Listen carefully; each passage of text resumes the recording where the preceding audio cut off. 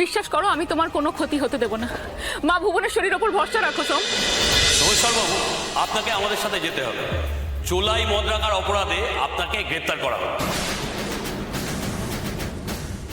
দাদামণি দাঁড়ান, আপনাদের কাছে অ্যারেস্ট ওয়ারেন্ট আছে?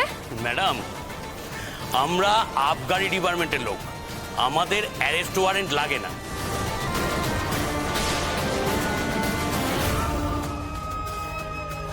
সোম, সোম, আমি জানি তুমি কোনো অন্যায় করনি। বিশ্বাস করো আমি তোমার কোনো ক্ষতি হতে দেব না। মা ভুবনেশ্বরীর ওপর ভরসা রাখো সোম।